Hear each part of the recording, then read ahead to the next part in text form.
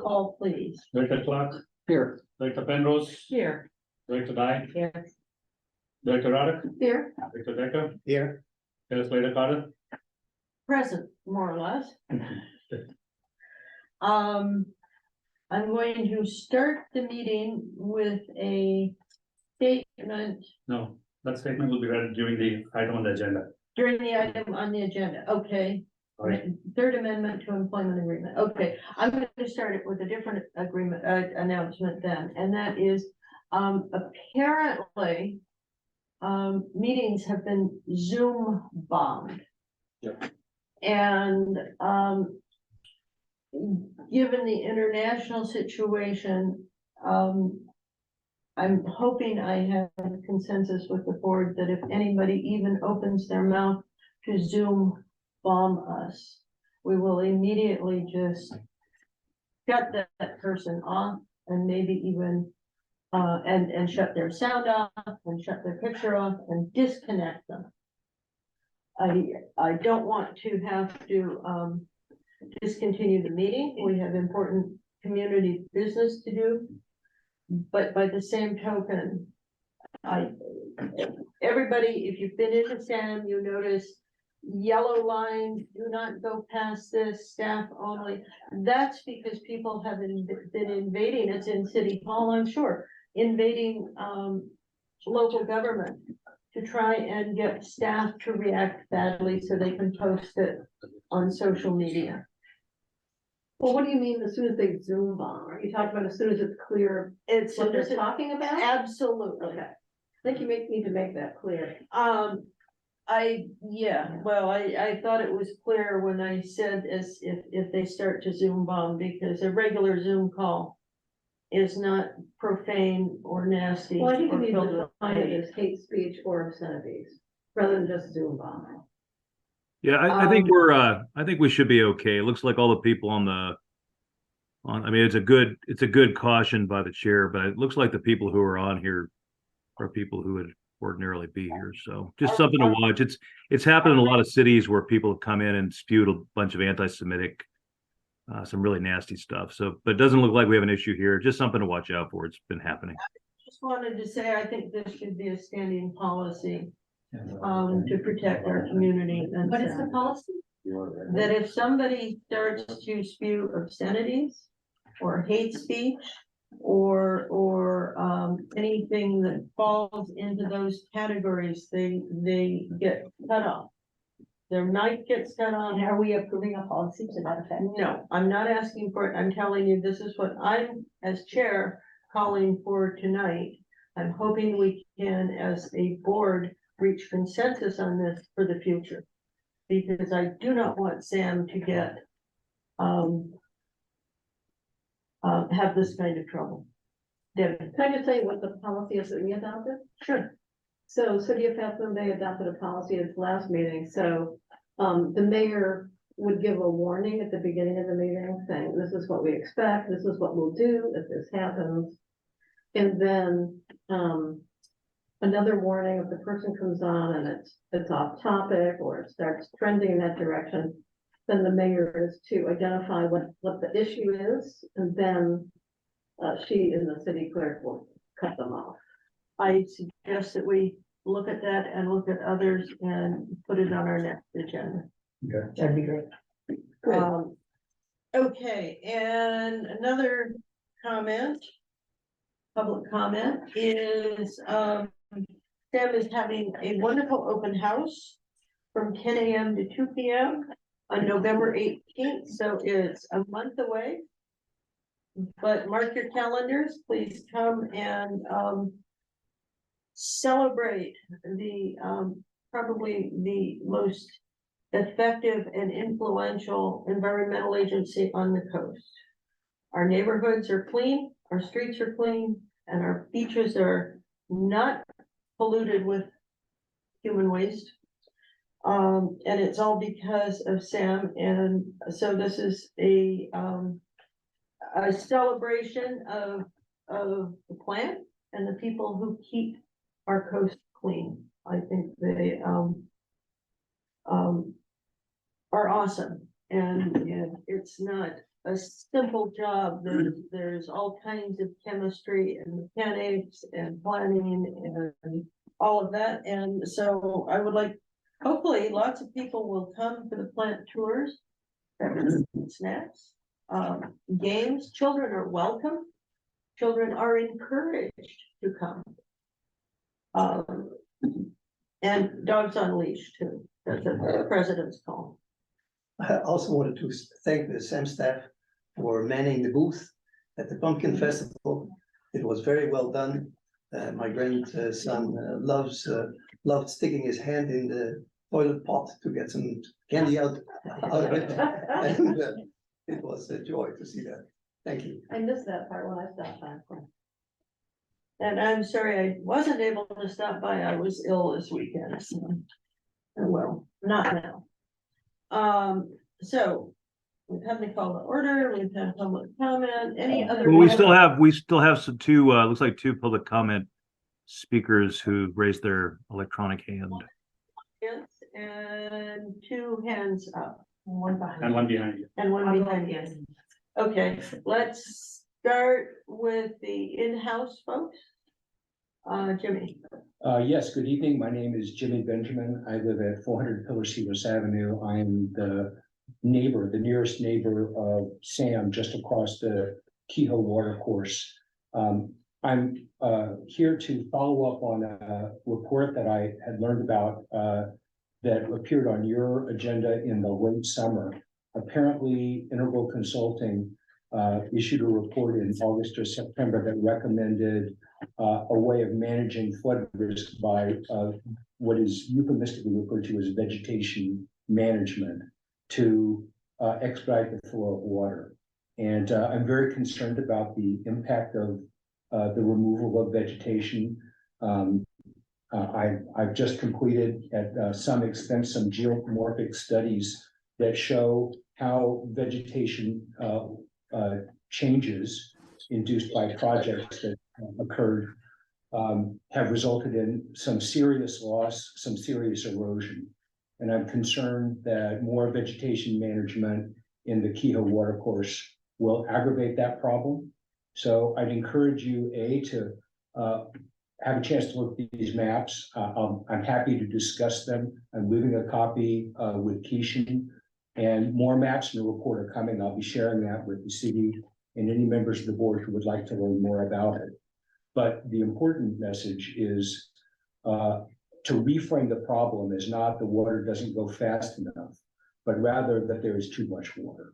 We have to find a way to make the water be flowing more slowly as groundwater or oozing in other locations. We need to understand the hydrology of our area in a way that is not furthered by simply removing vegetation and hoping the water will flow by faster. It will have significant adverse impacts. It will have significant financial impacts. And I don't want to be in that kind of relationship with my neighbor. So thank you for considering my comments. And I'll be happy to speak with any of you at any time that you'd like. Thank you. And I will add to Jimmy's comment, I've known Jimmy for a long time. He is always impeccably well informed. And so you won't get a sales job, you'll get more detail than you thought was even possible. It took this long because we needed to get the facts. We needed That's objective information. That's right, thank you. Who's behind you? No, you Carla and Greg first and I'll go. Oh, okay. Greg? I just wanted to pass on what we have learned at the MCC about the disruptive comments and encourage you to get advice of counsel and establish a written policy. What we have received from our counsel is advice that you cannot cut off speech, freedom of speech, even if it's disrespectful of the council members, but you can insist that if it's on an agenda topic, it be on that agenda. And you can insist that it be within the jurisdiction of the authority on to whom they're speaking. So if they're raising comments that are outside of your jurisdiction, then you can terminate it. But the county is supposed to be giving us guidance. We've been researching this for a couple of weeks and I'm still waiting to hear. But what you don't want is a lawsuit for hindering freedom of speech. That's another way they can get you. So I just wanted to caution you, we've also become aware of this. And we're gonna follow something like what Half Moon Bay has just said they're going to do. They're gonna be given a warning, second warning, and then cut off, but there have to be grounds. Thank you. Thank you. Carlisle and then Deborah. Well, thank you very much. I just wanted to first start out by saying thank you to all the SAM crew for all the hard work that they do. And I did raise my hand for the hate speech item that you brought up too. And on the Pacifica meeting where it was really egregious, and they were, blindsided because it hadn't happened before. And they closed down, took a quick brief pause and went into closed session. And then they also asked the person to identify themselves, which most of them still didn't. They just went into their recorded hate speech. But I think now we're forewarned. So I definitely agree that Jeremy should probably get a written policy together for you guys so we're not accused of limiting free speech, even though free speech and hate speech don't really, I don't know. Anyway, and I just want to say hello to Jimmy Benjamin, and please take heed with what he's saying, because I'm sure the city of Half Moon Bay can tell you that when he brought up issues about the Kehoe ditch before, he definitely followed through. So try to see what he brought over to the table, and maybe it'll be published on the SAM website. The last question I had, it's not really a question, but I saw it in the agenda packet and I don't know which item it was for. It might be consent, but when you get to it, there's a $10,000 thing there for a web consulting or something. And I would just like to know if we're getting a new website or what that's for. So so I don't have to raise my hand again, maybe you could just mention it. Thanks. Thank you. Kelly? Yeah. And then Deborah, sorry. So to go off of what you guys said, just the Pumpkin Fest booth was a huge hit. It was awesome. It was crazy busy on Saturday. We actually ran out of candy for our Saturday, Sunday, so I had a big emergency pit stop so we could do it again on Sunday. But I actually had a lot of people come up to me and say, hey, remember you from last year? We remember you saying flushable wipes aren't flushable. And so people are learning, people are having a good time, and we're hoping to see a lot of people. A lot of people took pictures of our flyers, so hopefully they'll be at the open house as well. And yeah, Excellent. other than that, it was awesome. Congratulations. Yeah. Well done. Thank you, Kelly. Thank you, Kelly. Yes. Deborah. I just wanted to respond to Greg's remark about, calling people back to the topic. The thing is that if it's public forum, you can address the council on pretty much any topic that's not on the agenda. So that's a little bit different than if they're addressing an item on the regular business calendar. And then yes, keeping on topic certainly applies, but the public forum is a little more problematic. And I just wanted to call attention to that.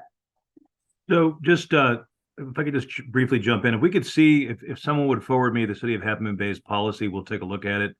It sounds like you've given some good thought to it. So I'm sure we can come up with something for Sam that protects free speech, but also ensures that that we can keep an orderly meeting without being taken over by people trying to disrupt. I'll ask Catherine, our attorney, to send you a copy of it.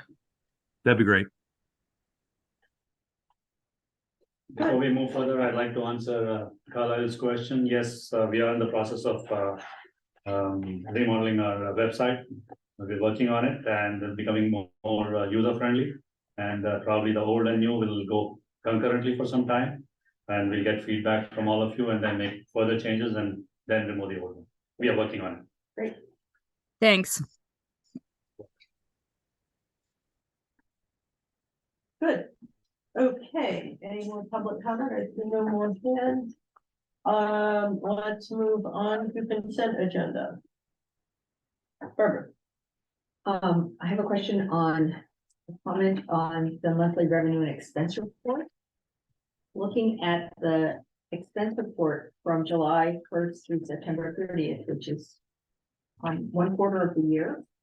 If you look at treatment, administration, and laboratory, we are $386,000 over budget. And if you multiply that by 4, you get $1,445,000 over budget for the operation of SAM for this year.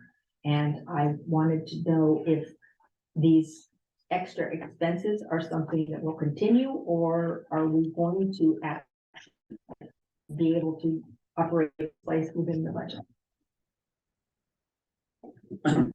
Yes, I will answer most of your questions, but I also have my finance officer, George, here, who can answer it more in depth. But if you see the actual versus budget, agency-wide, the cumulative thing, which gives you the entire expenditure and revenue, we are off by about 8%. If you see that. But infrastructure, we have huge infrastructure expenses coming, we know that. I'm just talking about 3 operations area. I think we have to look at those separately, don't we? I mean, it's not, the infrastructure is something that is like a different scale and a different way of management. But this is day-to-day management of this facility. And if we're going to be $1 million over budget, I think we should be paying attention to that. Yes, we are paying attention to that. What I'm trying to say is that I'm not talking about infrastructure alone.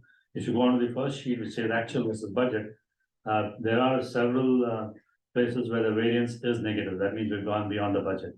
And a lot of them are annual based, like we pay in the first quarter itself, and that will not be a recurring expenses. Like, for example, you have the CalPERS unfunded liability, you have insurance, a couple of these things, is what I'm saying. So those go, if you take that particular item, then it goes to like 267%, because the way it is managed, it assumes that the same 3 months repeats every year. So that's why it shows an increase. Well, great. So a lot of them are. Paying attention to the operations number also, because Yeah. this is a lot. Correct. And So and considering how big the infrastructure expenses are going to be, Yeah. I think we should just be keeping an eye on the operations. yeah, I just wanted to emphasize that we are paying attention to it, and we've actually got all of these marked, which are negative variances. And for each of them, we are going through it in detail and saying whether these are going to recur every month or whether this is just a one time because of the annual income. All right, thank you very much. Thank you. And just to let the public know, we had made a small error in the agency-wide actual versus budget sheet on Friday when we posted the packet. So I sent the revised thing to all the directors, and it will also be on the website, the revised one, which is revision 01, which will be on the website after the meeting. Thank you. And one more question. Sure. Don't we have some outstanding minutes that we haven't? Yes, So we'll do that next meeting. we'll do that in the next meeting. Thank you. Okay, so you still have consent items that have I not been, will approval of the consent agenda. Thank you. Thank you. All those in favor say aye. Aye. Opposed? Abstentions? Hearing no opposition or abstention, consent agenda is adopted and passed. Moving on to 4A, regular business, discuss draft technical memorandum, alternative analysis of repair and replace Montero course name, and give direction to staff on the preferred alternative. So on March 27th, SAM board authorized the general manager to enter into a contract with SRT consultants to prepare a draft technical memorandum for the alternative analysis of repair and replace Montero Fort Main. The report was prepared by SRT and then was first discussed initially with the member agency engineers. There were a couple of comments made by the engineers, and those comments were incorporated by SRT consultants and resubmitted the report. And this report was sent out to the managers the first week of October, and we did not receive any specific comments on the report, so the report will be now brought to the board. We also have Tanya from SRT Consultants, who will be making a short presentation and will be here to answer any questions. Over to you, Tanya, and I will give you control so that you can go ahead with your PowerPoint. Thank you.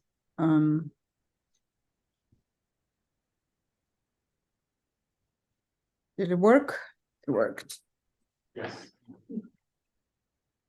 Madam President, members of the board, thank you for having me tonight. If I may suggest, let's make it very interactive and informal so that you're not having to hold your questions until the end. I have about 16 slides. It's not very long. And if you want me to hurry along, if you know everything already, please let me know. So I will just play from the start. As you know, we were retained by your honorable body to provide the Montara Force Main Rehabilitation Project alternative analysis with the goal of the project to prevent future sanitary sewer overflow events associated with failures caused by extreme winter storms. And what you're seeing tonight is a results of the analysis that was documented in a technical memorandum, as the general manager mentioned, reviewed by member agency engineers and managers, with the purpose of identifying, evaluating, and recommending potential solutions to the replacement or rehabilitation of the Montara Force Main. This is not going. Just to briefly to remind you, the Montara Force Main connects Montara, Valimar, and Princeton pump stations to a discharge point at junction structure number 1. The total length of the pipeline is just 250 feet shy of 17,000 linear feet, mostly installed in 1979 of 12 and to 14-inch diameter ductile iron pipe, which is we abbreviate as DIP, with varying lining materials. It's a 12-inch diameter pipeline from the Montara pump station to Denniston Creek, and after Denniston Creek, it transitions into a 14-inch DIP.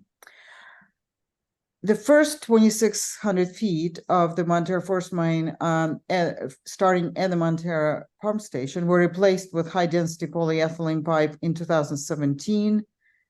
Another 850 feet were replaced early this year, following a failure during the December 31st storm.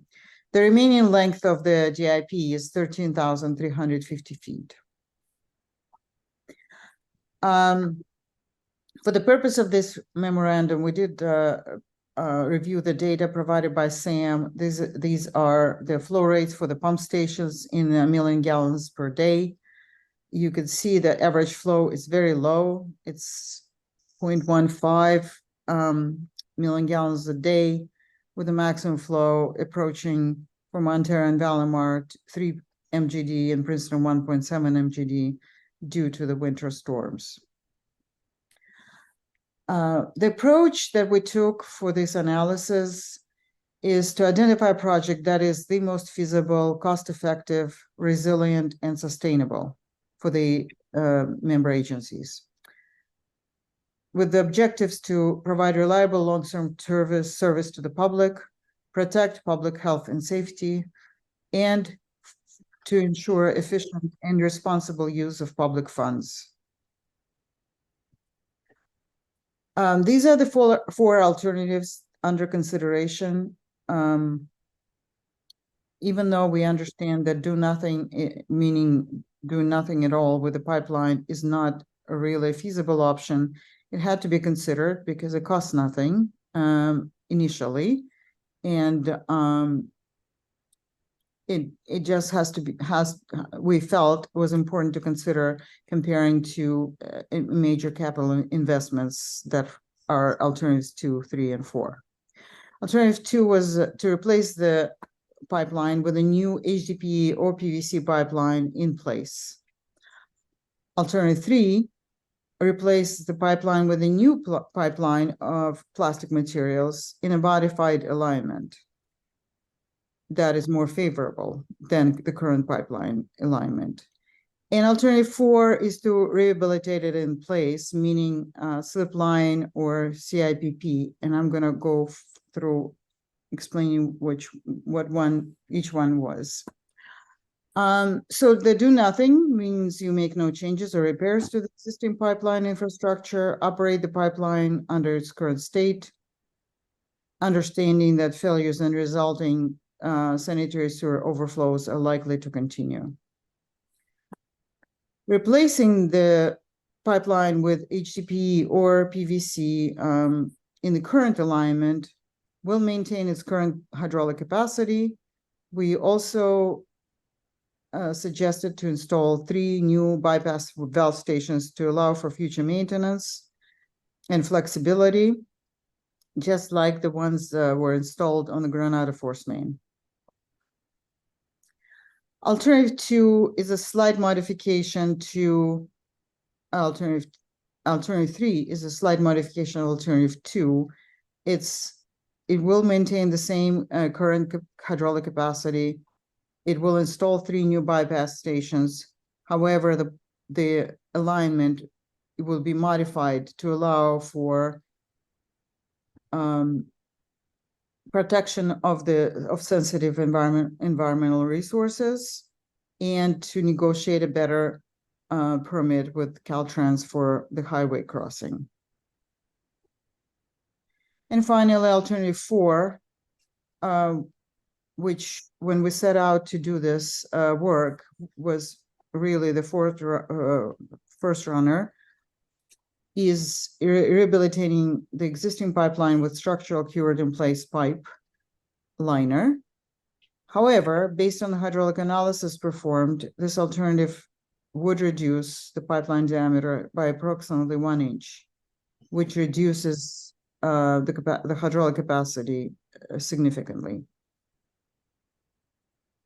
So based on these 4 alternatives, we did the comparison. How did we evaluate them? By developing the evaluation criteria, which you see here. First, of course, is technical feasibility. Potential environmental impact was the second very important criterion. The estimated capital and operations maintenance costs, and future service reliability. Based on this criteria, we also scored the alternatives. We assigned them each criterion scores between 0 and 5, with a maximum possible score for each alternative at 20, based on 4 criterion scored. The costs were compared, but they were not scored. So we only scored on technical factors. And this really represents the summary of the analysis of the work that was performed on developing them, evaluating them. And what's important here is, as you can see, the score for each alternative. The lower the score, the worse off it is. The higher the score, the better off it is. So alternative 3, which is replacing the pipeline with design modifications, scored the highest. Excuse me.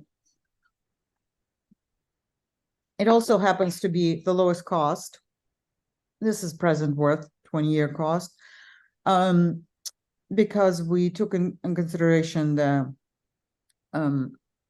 there will be the impacts to sensitive resources will be pre-mitigated by the construction methods and the alignment. Alternative 1 turned out to be the highest cost because of the unknown factors of fines and repair costs of the alternative of keeping the pipeline in place. It doesn't meet the board goals either. Neither alternative 1 or 4 meet the board's goals, because this one really reduces the hydraulic capacity and causes potentially major additional capital investments, which this agency was not planning on doing and doesn't need to do, like replacing the pumps in the pump stations with higher horsepower pumps. So the recommended alternative based on the evaluation is to replace the Montero Force Main with design modifications by installing a new HDPE or PVC pipe. The PVC pipe was suggested by John Reiner, the engineer at GCSD, and has some good merits, so we added that in. It will be in modified alignment and right-of-way using trenchless technology, preferably. The construction is feasible and it strives to prevent environmental and permitting issues. The timeline, 2 to 3 years for implementation with a score of 17 out of 20, and it's meeting the goals of this agency and its member agencies. Again, what this alternative does is utilizes construction methods that protect sensitive habitat and accommodates Caltrans permitting requirements. Based on this recommendation that was not objected to by the member agency engineers, the alternative 3 is the recommended alternative for your consideration. And if the board chooses to concur with this proposed alternative tonight, the next steps would be to develop conceptual design for the preferred alternative, evaluate project delivery methods, including the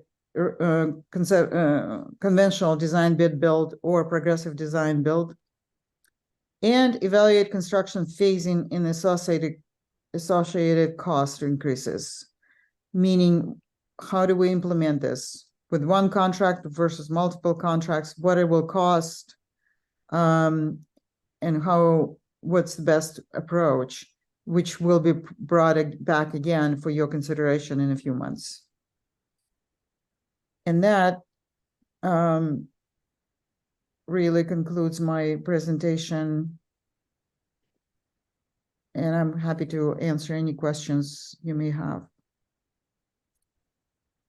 Barbara has a question, and then Matthew, and First of all, thank you very much. I think it's a really great report. Feel like I understand the issues and I was, later I'll comment. I thought the environmental part was really interesting, but I have a question, which is how much of the alternative 3, what percentage of the alignment would be changed? My sense from reading it is it's relatively small, but there are just some sensitive areas where it would be like moved over a little or straightened out. Is how much will be changed in alternative 3? Could you please stop sharing your screen, Tanya? Oh, yes. I thought, yeah, thank you. It's not a lot. We're talking about 10 to 20%. I would be able to better answer this question as we proceed with the conceptual engineering and do more field work. Sam did hire a biologist from WRA to assess the habitat, but it was a desktop analysis. I would like them to do more field work before we really can solidify the answer to this question. But yes, it's slight modification, 10 to 20%. Thank you. Matthew. I'll also thank you, Tanya, and SRT and WRA. These 2 memoranda are quite thorough and make a convincing, solid case for alternative 3.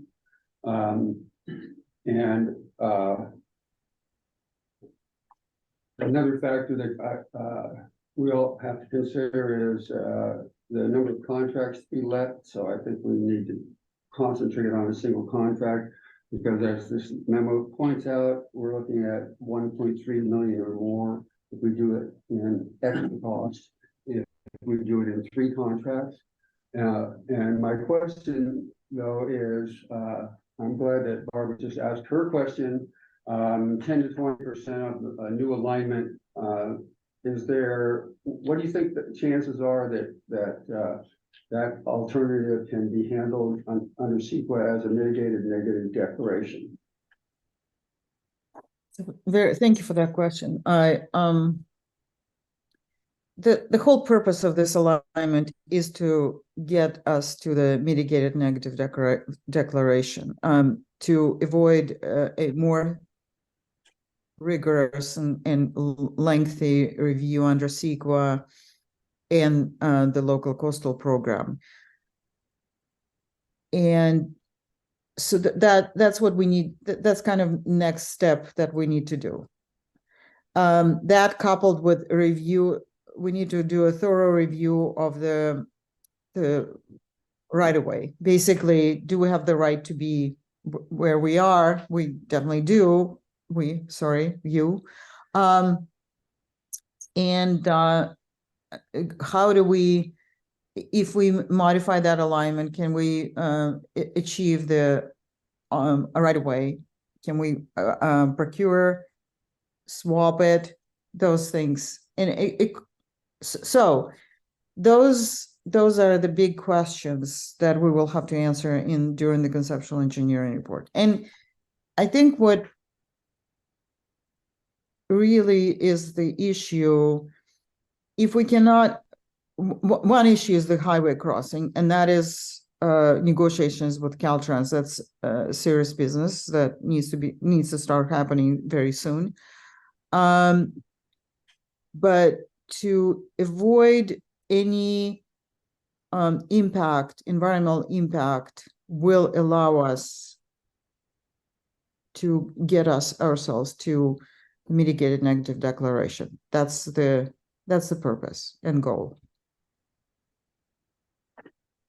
I know that you haven't made the more detailed studies yet, but when I read through this, it seemed like you're for much of the whole length, you're talking about immediately next to the existing route.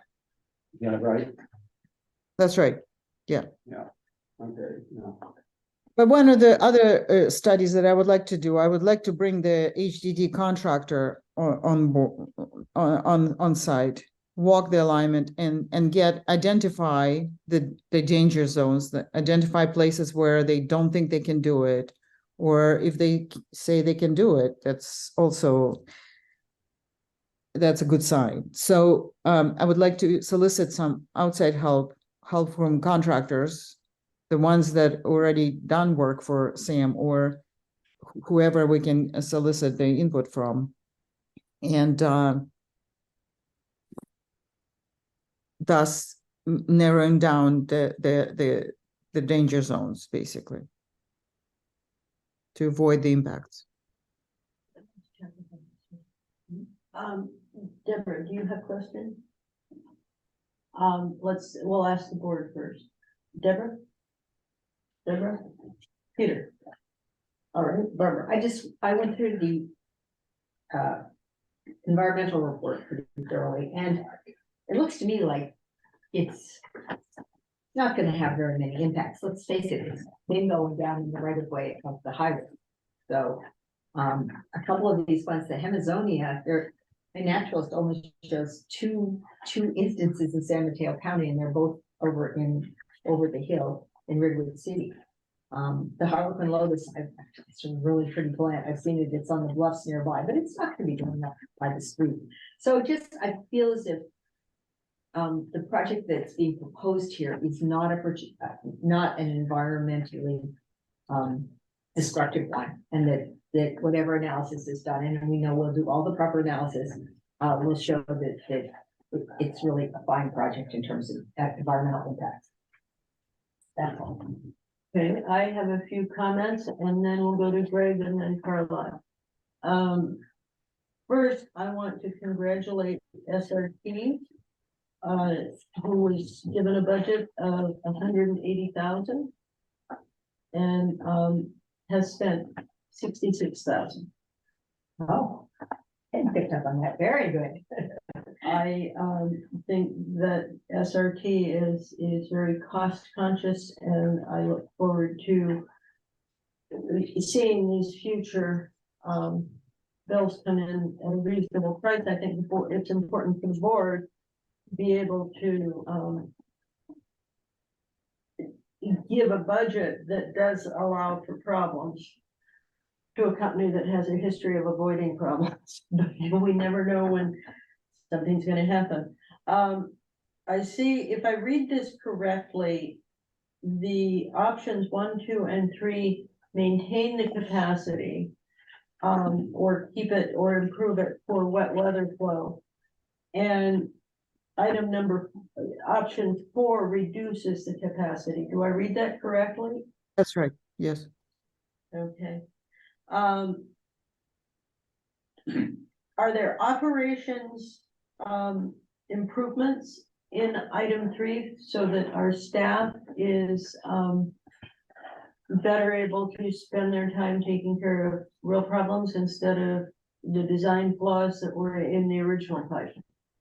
Yes, thank you for that question, Madam Chair. The basically all alternatives but one include installing 3 bypass stations, which do 2 things. They allow for temporary shutdown of the sections of the force main for maintenance and for observation and testing, which SAM has never been able to do before. And they allow for repairs. We hope that either HDPE or a PVC pipe that they would not require, these are fused pipes. They do not have joints. They are not prone to failure. However, it's a good operational maintenance practice to inspect your pipelines, and the staff would be able to do that. But should it fail, if there is a major earthquake or any other catastrophic event, staff also would be able to isolate, put a bypass, and repair. Thank you. You just answered my next question, was about design and in reference to earthquake and tsunami, which are the 2 major problems that we worry about. It also, and you can correct me if I'm saying this wrong, Barbara hit on it quite well, but the way I understand it is we are, by approving option 3, we are fixing some of the original environmental problems that were not included because either the design wasn't there or the materials weren't there. So in terms of the neg deck, we're decreasing the risk to the environment by making these bypasses and shut off points and analyzing the environment under today's standards instead of 40, 50 years ago. Is there a possibility, because we are fixing original environmental problems and making this a safer system, that we can get grants or funding for this? Oh, that's a hard one. So you're saying maybe? Yeah. Okay, that's good. We're always hopeful, and we always try. One of the reasons we focus so keenly on pre-mitigating the environmental impacts was Director Roddick's comments about environmental sensitive habitat and environmental review when our contract was awarded. So we took it very seriously. Sam hired the biologist, and we took in consideration what that memorandum that they wrote. Again, it was a desktop analysis. But to answer your question more directly, yes, there's always something. The state has funds for mitigation of environmental protection. We remain cautiously optimistic, as medics used to say. Good. Deborah. I just want to point out that if we're talking about state grants, state funding is not allowed to be used to pay mitigation that the state believes is the responsibility of local jurisdictions. So you're not likely to get any money that will pay for mitigation from the state. But maybe we can, if money is fungible, so maybe we can get it for No. something else. Yeah. Well, you might get it for construction, maybe. Right, Yeah, but you won't get it for mitigation. yeah, okay. I But think, don't talk about state money as fungible. yeah, That is not kosher. Yeah. Yeah, and one quick comment, which is that even the changes that are being proposed to make it more environmentally sensitive are still within the envelope of the previous project in many ways. So it's not like we're moving it 100 feet this way, or, right, you know, it's, so the changes are gonna be relatively minor in terms of their impact on the environment. right, but they're also going to be improving problems that have existed, which is great. Um, Scott was talking about bypass abilities on the pipeline 20 years ago. Yeah. And I'm glad we're doing it. I'm glad it's designed in, because I think flexibility for operations allows us to prevent problems. And so I should have read this. Do we need no financial impact? We need to give direction. So we need a motion and a We vote. still have to, Right. Greg.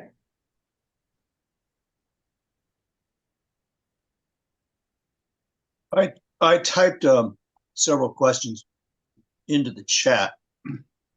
And Tanya, that was a very cogent and well-organized presentation. Thank you.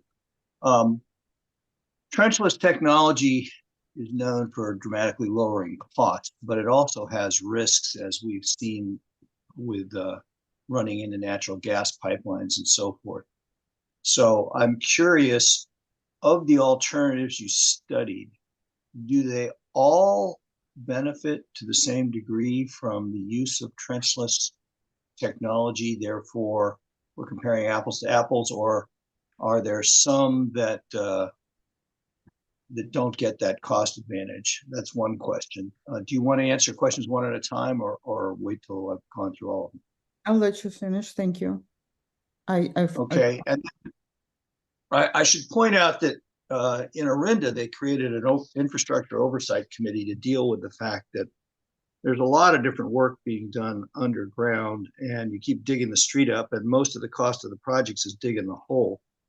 On Highway 1, we have coming down the road the Middle Mile Broadband Initiative from Caltrans, which is going to put fiber optic down here. You may have heard we got back on the map after complaining to Governor Newsom. That project's got to be complete by 2026, could be as early as 2025. There's work being done in Caltrans just starting now in a concept, in a detailed design phase, Moss Beach Corridor. And then there's the multi-asset roadway rehabilitation on Highway 1, some $42 million that Caltrans is going to be starting. I'm not sure on the timeline. And then we have stormwater management issues that are not being handled by both the county and Caltrans. You're probably aware of the flooding of Highway 1 at the airport and so forth. So I'm curious whether we would save money by bundling our efforts with another agency, or if we can't wait. My third question is, and maybe this has partly been explained, why are there environmental benefits if the new pipes are adjacent to the existing IPS so closely? And then with respect to the loss of capacity, I think it was a 1-inch reduction in the inside diameter of the pipe. Given the minimal flows on the IPS, which reached 2.9 mgd at peak flow, how much capacity are we losing, and why is that important? And why isn't relining the pipe, the simplest thing? So those are my questions. All right, well, thank you. If that's okay with you and the board, may I just start answering with question D, because that seems. So I guess one question before you do, that just for the board, I mean, this is public comment, and so typically, it's up to the board whether you want to allow it, to have an extensive discussion here based on public comment or not. would this, I guess my question is, would these, would you be able to give a more informed response to these questions on your next, report? I think, I may touch on them. I don't know how to, yes, the short answer is yes. However, I can touch on, if the board so wishes, I can touch on those 4 questions tonight with more information to follow, if we are proceeding with the conceptual engineering report. My concern is, that I want to make sure we have, a more complete answer and not lead people to, expectations that may not pan out in the future. And so that's my concern. Barbara. I don't know, I was just gonna say, I would be interested in hearing her quick question, quick answers to questions, they seem like interesting questions, and we don't have a ton of other stuff on the agenda, so I'd like to sort of hear a little more tonight, especially if we're going to make a decision. Her responses, well, understanding that things change, and next time we hear from her, there may be different information. Okay, let's just go ahead then. Thank you. And is it okay if I start with item D? Which is how much capacity is lost? Why is that important, given that only under 3 MGD is flowing there now? Actually, it's only 0.15 MGD is flowing there now. The capacity lost is for wet weather flows. You simply won't be able to pump 2.9 MGD, which means more sewer overflows elsewhere, potentially. That means that wet weather storage at Montera, at the pump station, won't be able to get evacuated quickly enough.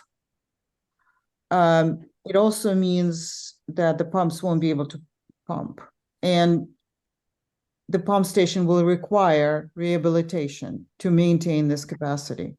So it's a very expensive proposition that we do not suggest that you would even consider. And it's a lot of more energy use, and it's high risk.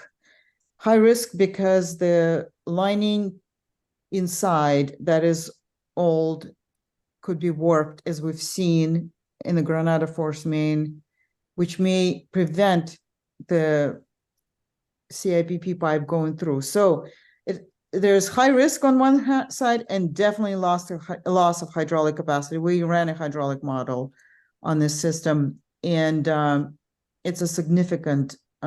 It's in the report. If you'd like, I will point out on which paper, on which page it actually describes the capacity lost.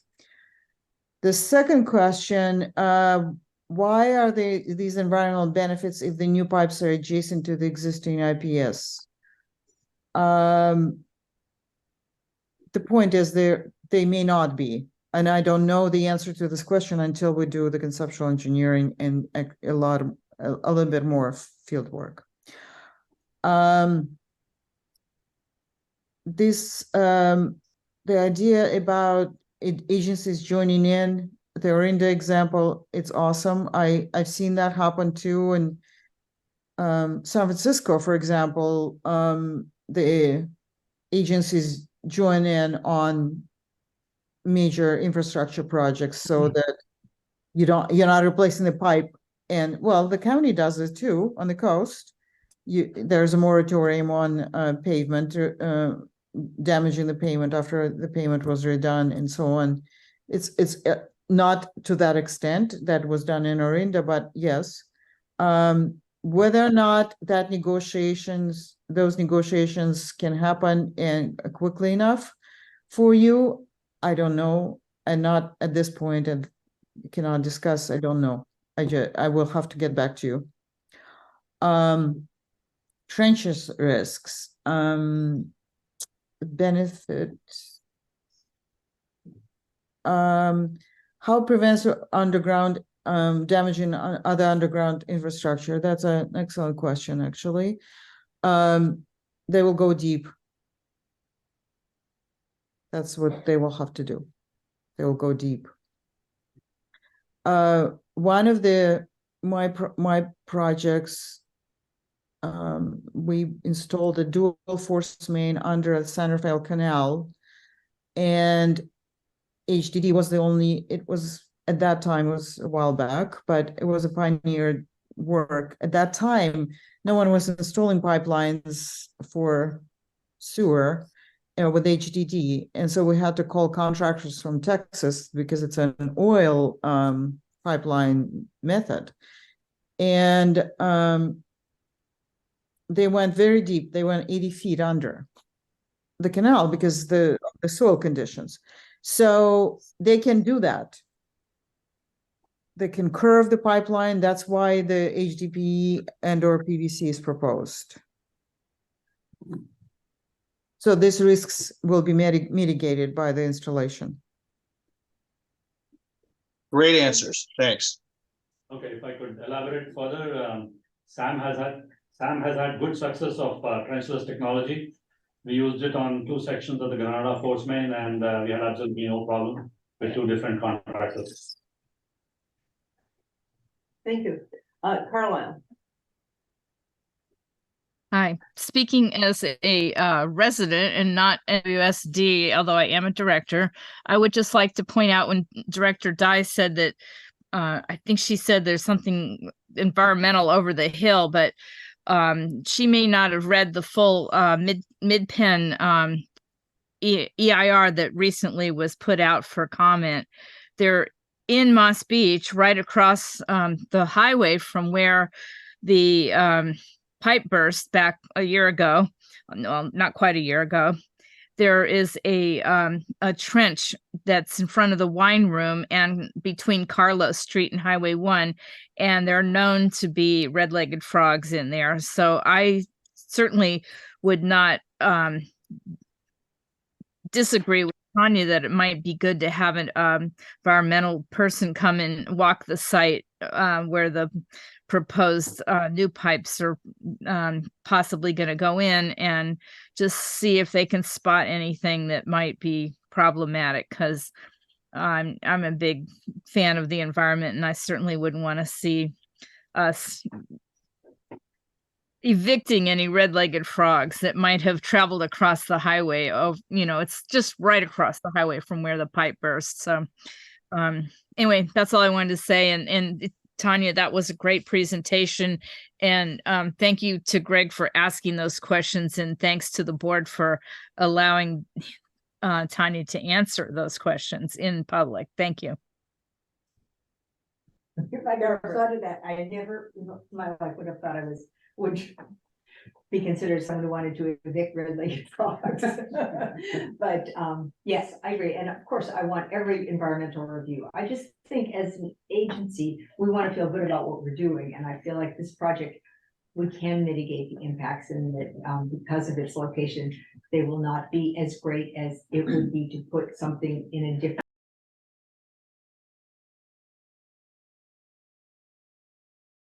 By all means, full analysis, full review, check everything. Yeah. Good. All right. Sid, you have another comment?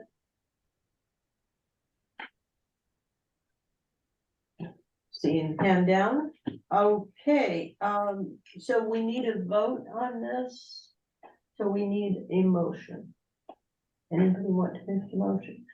Deborah, you're just giving direction. Yeah, you actually don't have to have the way it's agendized. You could just provide direction to staff, just provide, comments, or you could do a motion. It's really up to the board. I think it would be nice, just for the record, to not leave. To make it very clear which option we want to go with. So I would like to see a motion, and I'll make it unless somebody else I'm wants happy to to. make it. Barbara, please. I would like to move that we direct staff to focus their attention on, alternative 3. Replace the MFN with design modifications. And report back to us on the progress. Thank you. And, A second, Peter has a second. and pursue concept design and evaluate procurement method options. That's in my recommendation. Do you guys, you all agree with that? Because we still have money left. Let's I mentioned in my have staff that. report Let's- that let's out of have that 186,000, we still have 120,000 remaining. So that, in order to save time before we take a decision for the complete design, which will be in January, February, we might as well go ahead with the conceptual design. Definitely. I'm happy to include that in the motion. Okay, Peter, second, okay, all those in favor, say aye. Aye. Aye, I abstain. I abstain. okay, so the motion passes, wait. We're You need, deferring. did both city representatives abstain? Yes, they Yes. did, so. Yeah, you need to have one. It doesn't pass. You gotta have 5. You don't need a vote, you can just. We give don't direction. need a vote. You need to give direction. But if you're not willing to join in giving direction, then that. We're leaves- deferring to Montera and Bernard. It's your project. You can decide what you want to do with it. Oh. It's a SAM project. Matter of opinion. Jeremy, what do? We've got to get going on this, and Half Moon Bay is stalling yet again. The motion fails. I mean, you have to have 5 votes for it to pass, and I mean, at this point, the agenda item was to provide direction. It seems like the board has done that. That doesn't require a motion and a vote. And I think we're kind of stuck where we are right now. Why handicap yourself? Just give direction. Well, because. That's what the motion was, to give direction and to do these other things that are important. We don't, in Half Moon Bay, if we're just giving direction, we don't vote. We just give direction. Yeah, I think it's important to have. I wish each we'd known district that on before the we had a record. motion on the table. We're deferring well, to you. we were saying you shouldn't have a motion on the table, that a vote was not necessary. You did say That that, was and I stated before said, you did it. that I wanted each agency on the record as to what we're doing. Right, Well, If you just give direction, we say we defer to you. But I can't give direction without consensus by all the member agencies. I'm not sure why. because the I- money that is left over in the budget, We're not, This this does budget not have needs to any be- fiscal impact. This. No, it will have a fiscal impact It does because not now. that money will have to be The spent. motion is on the for follow-up study. discussion only. This is not up for a vote. The agenda says a discussion, says nothing about voting. It said ask for direction. I see this as a way of, just like the, signing the stipulated agreement that, this is a problem, that the other agencies are getting set up for a problem in the future. And I do not like it, and I think we need to be on the record as to where everyone is. So Okay. that, Where they are. we don't get, have a larger legal problem in the future.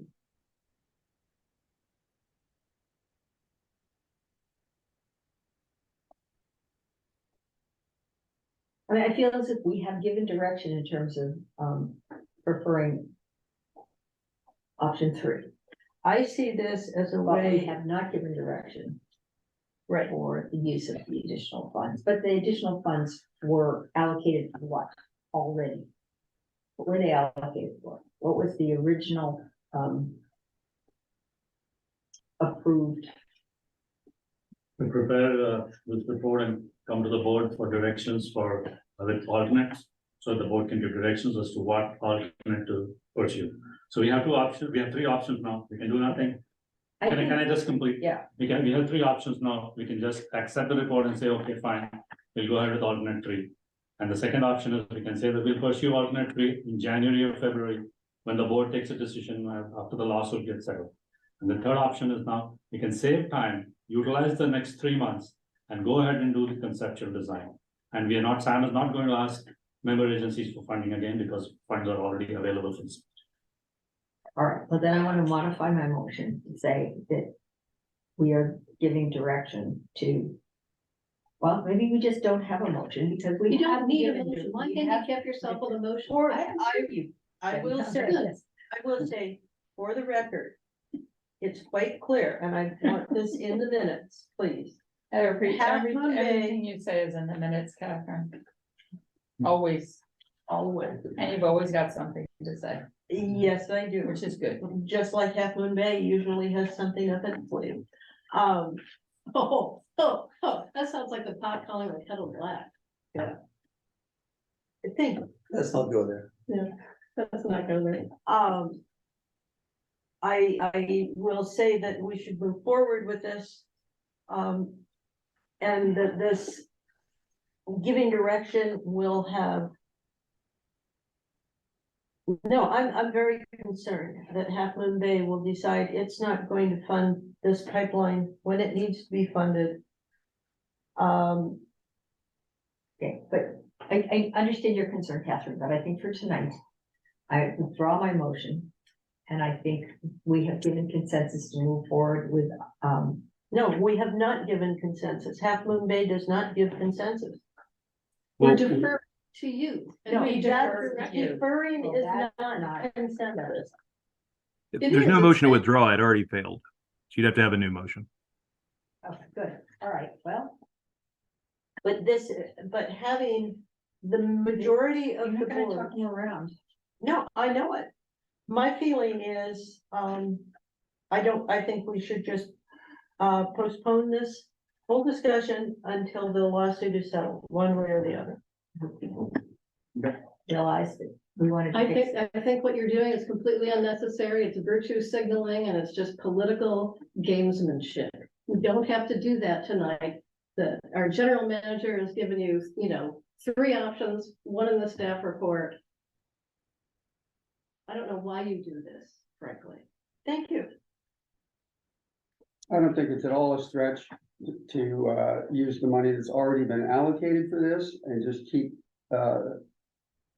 doing the studies and start the conceptual design with that money, and we have to keep this moving. So Well, I don't want us to be owing Half Moon Bay money for this work. it's a SAM project. Thank you. And there's no way to deny that it's a SAM project.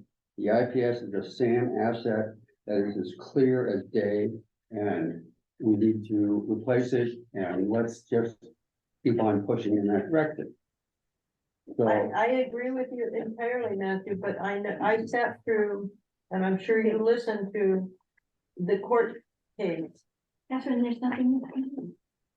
There is something we can do. We cannot move forward until we have a decision. But that's gonna, I wouldn't recommend that. I mean, you gotta get going on this project, and the idea was to do as much as you could before the Court of Appeals decides. And the direction I'm Sheriff Slater Carter, the direction's already been given. You've got 4 board members who gave one direction and then 2 who gave no direction. So you've given direction. And I'm withdrawing my direction. Okay. Because I am very concerned about the future. Half Moon Bay has said nothing to alleviate my concern. And I believe it is important to protect the all member agencies. And the health and safety of the people of the coast. Of course, sir, that's a given. And we have some major storms coming up. And you're the It was ones just who are a causing the review. problem tonight. Why not just go ahead and. And if you wanna stall it until the storms come and make the problem a bigger problem than it already is, that's up to you. We Then- can't stop you Then from you doing have, that. then you have just So you go given, ahead and stall. I'm just stalling along with you. No, I'm No, you're not stalling at all. No, We are not stalling. You are no, so- you were deferring. I'm You- deferring. I It's gonna am, be on Our your attorney hand. just said that you were stalling. no, he didn't. Yes, he- Jeremy, is she stalling? Am I stalling alone? Yeah, I don't really have the ability to comment on that one way or another. I mean, the question is whether you provide direction staff. Seems like you kind of have already done so. I don't know what further action is required here. Tell you what, one Half Moon Bay voter could undo my stalling by not deferring. Absolutely. Why would we do that, Catherine? Why would we, in any way honor this ridiculous stance that you're taking? It's absurd. It's absurd, and I will not do it. Deferring. Well, I it's understand bullying. what you've Let's been use the told. word. It's bullying, Yeah. Catherine. Bully, bully, bully. That's what it is. Right, calling names gets us nowhere. No, it doesn't. And that's why you shouldn't have said anything about Half Moon Bay that you did, What did I which you say? That you have, consistently do, that we are stalling. then join in with the rest of us. This is democracy. This is not a dictatorship, Catherine. It only takes one of you, and then my. It only thought- takes my- one to be a dictator. No, I'm deferring just like you guys. I'm not gonna be bullied. Well, right now, it really has nothing to do with you two. The discussion is really with the four of us to decide if we feel that a sufficient direction has been given to move forward with number 3, which Catherine does not agree with. So it's really, you guys are out of it at this point because you are not willing to participate. Right. We are willing to say, I think I was willing to say that direction was given to proceed the next steps on option 3. And since money has already been allocated for it, I would leave it in staff's discretion of whether or not to use that money. I'm fine with that rather than a motion. But I'm hearing that Catherine does not agree with that. And so that, I think it's, we have to resolve that issue and not argue with them because they are where they are. If you're just giving directives. Okay, and And we this point, defer. we just have this conversation, because you've made it clear where you are, okay? What are Because we? the board can always change direction, right? I mean, you're just giving direction, so you can always go in a different direction. And that's one thing that's nice about the more informal approach. Hoorah.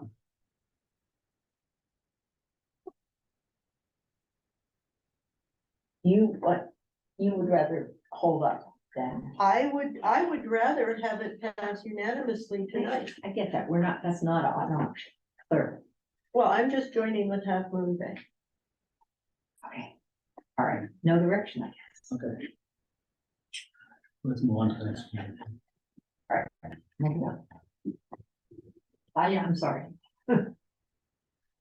I'll just note for the record that I'm not sure there's a requirement for board approval of the different design options anyway. I mean, that's something that Kishan can work with technical staff. But certainly board direction is appropriate and helpful to the extent it can be provided. I agree. Oh, right, moving on to approve third amendment to employment agreement with general manager. And I am supposed to read something, is that now, Keisha? Yes, Chris will also there, please read and Chris will be there to open the. Okay, in accordance with government code section 54953 C3, I am providing an oral summary of the recommended action. The item before the board tonight is to approve a third amendment to the employment agreement, which sets forth salary and terms and conditions of employment of general manager position retroactive to January 1, 2023. The recommended action is to grant a 5% wage increase to the general manager's base salary retroactive to January 1, 2023. The total annual salary increase is $12,311.36. In addition, payroll taxes will increase by $2,621.58. The annual base compensation for the general manager position will be $258,538.46, effective January 1, 2023, plus retirement taxes, fringe benefits, which are a function of payroll. The additional details regarding this item are set forth in the agenda and resolution associated with this item. Are there any other questions from the board or members of the public regarding this item? Let's start with questions from the board. Okay, we all agree to know. From the public. I see no questions. So, I'll make a motion that we approve the third amendment. I'll second it. okay. All those in favor, I'd like a roll call vote on this. Director Clark, Aye. Director Penrose, Aye. Director Dye. Aye. Director Radek, Aye. Director Decker, Aye. Chair Slater Carter. Yes. Thank you.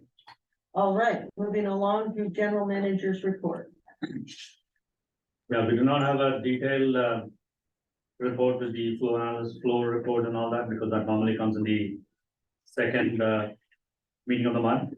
But I wanted to inform the board as well as the public that we received letter from Susie today, Susan Turvey, that she's going to retire on December 28th. She's completed 16 years. Wow. And she's going to retire on December 28th of this year. So we will start the process of recruiting a replacement, but probably get somebody a little earlier so that the transition will be smooth and the necessary training will be given to the new person. Just wanted to inform you. That's a lot. She will be Yeah, missed. yeah. Yeah. Sorry to hear that. Perfect. Go ahead. What's the status of the insurance reimbursement? Insurance, we can talk about it once the attorney's report comes on reports on efforts to obtain grants. But I'll tell you, I haven't heard anything from the insurance. They just got the details of mailing address and other thing a few days back. So we do not know what, how much money we're going to get. That's still being considered. But one good thing is that at least from FEMA side, we got the FEMA reimbursement for winter storm damage got distributed into 3 different projects. And that was a total of 1.6, close to 1.568 million. And out of that, 2 projects have been approved or awarded and are obligated, but they're waiting for insurance to inform us. And that amounts to a total of about 585,833. That much money we should be getting it because those 2 projects have been awarded. Now, keep in mind that only 75% of what we submit to FEMA gets awarded. So out of 1.6, we get awarded about 1.2, 1.267 is what we totally get. From FEMA, Yes, but from insurance, it should be. from insurance, we don't know how much we'll be getting, but whatever we get from insurance, we'll not be getting the same thing from FEMA because those projects which insurance will cover, FEMA is going to remove that. All right. So we're working on it, but at least out of the 1.267, we should be getting 585. That's been approved, awarded, obligated, like what they say, but waiting for insurance letters. That's great. Still another $1 million. Okay, but we have more information on the grant funding on the HMGP, which that's on the next item from attorney's report. I think Matthew had a question for you. You had some questions? Yes, I noticed that in the disbursements this time, there's close to $10,000 that's gone to Alpha Analytical recently for BOD testing. Can you give us a brief idea how that's going and will we receive a written report? Written report normally comes in a monthly report of the BOD levels. Mhm. But this is beside the special BOD testing. We did anything, the ocean thing?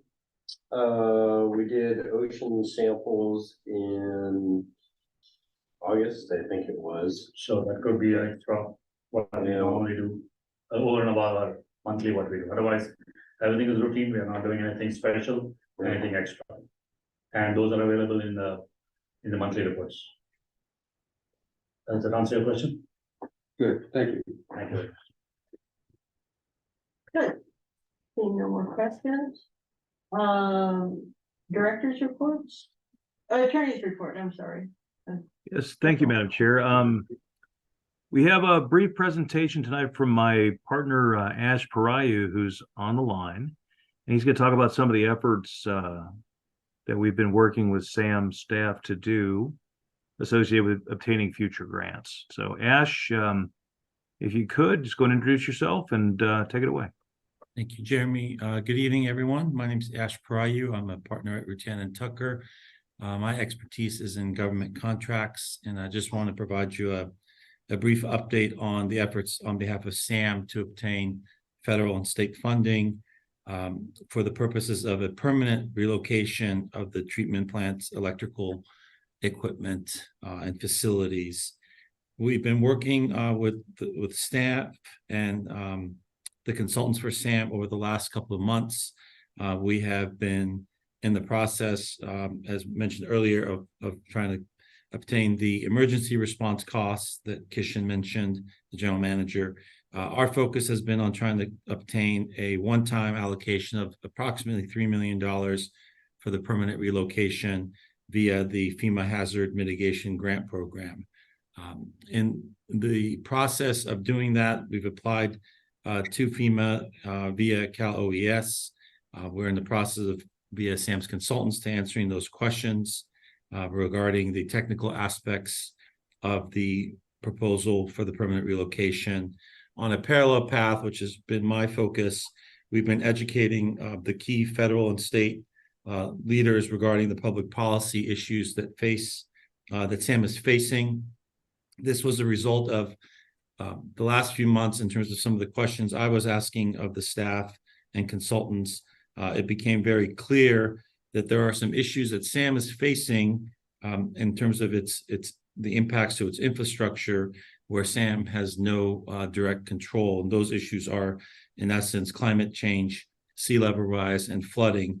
And so we prepared, in conjunction with everyone, a white paper that we are continuing to update that provides the key points that SAM is going to make as part of this process of trying to get support letters from our federal and state leaders for the grant. SAM, in essence, has zero control over some of these policy areas that I mentioned, and yet bears 100% of the responsibility for the impacts from those items not being addressed as we experienced in the flooding in 2023. So what we are trying to do through this white paper is to articulate a position that shows on issues of climate change, sea level rise, and flooding, the various federal, state, regional, and local agencies that have the responsibility for those items are yet to implement sufficient enough policies and mitigations in order for us to avoid having a repeat of the occurrence of the 12/31 storms. And so what we're trying to do is position this grant application and the funding for the one-time $3 million as a solution to some of those issues where we're in control of our destiny, for lack of a better expression, versus relying on these other agencies to improve in those policy areas. So that's in a 30,000-foot level what we're engaged with. I'm happy to answer any questions, but that is our focus for the next few months. I should say that we hope to hear about the grant mitigation program by January 2024.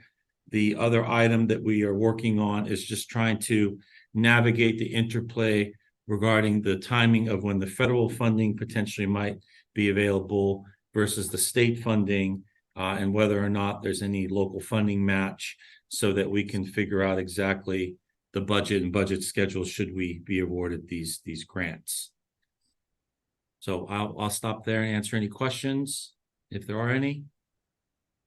to elaborate further, what Ash has been mentioned, what Ash mentioned about January is, in the month of January, Cal OES is going to select the projects which they can forward to FEMA. So that's the first step.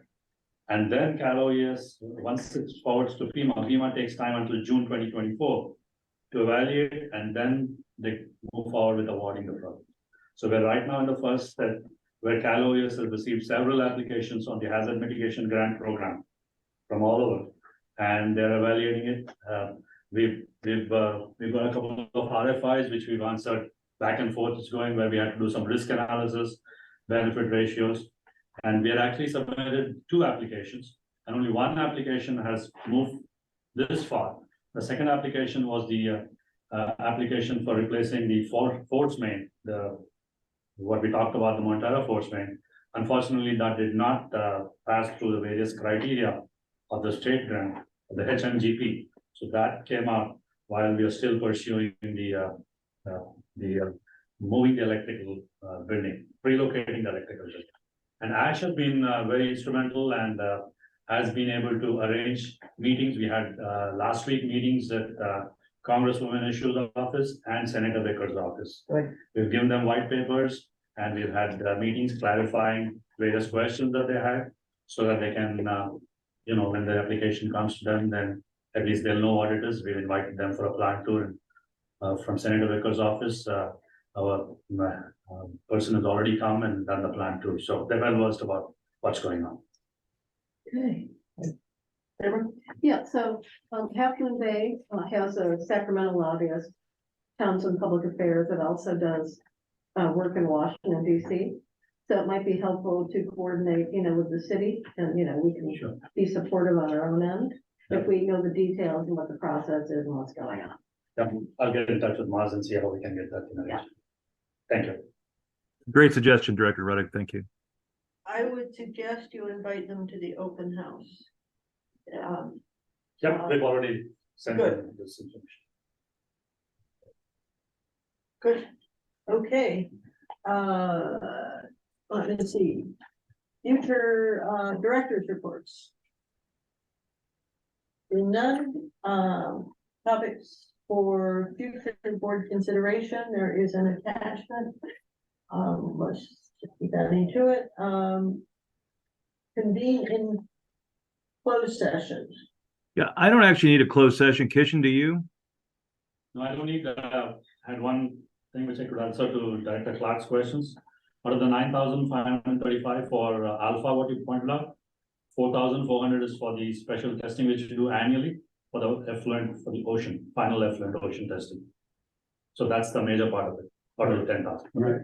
I just noticed that 11 checks were cut on the same date for Alpha Analytical, and I wonder if that meant there was something going on. It's the same thing, several tests which we do, routine tests, but the figure went up because of the annual test that we did. Thanks. Thank you. Thank you. No, I don't recommend any closed session right now. I don't have any. Okay, let's adjourn then. Okay, thank you very much, and the board ops committee tomorrow at 4 o'clock. 4 o'clock. Like the Federal Director Clark.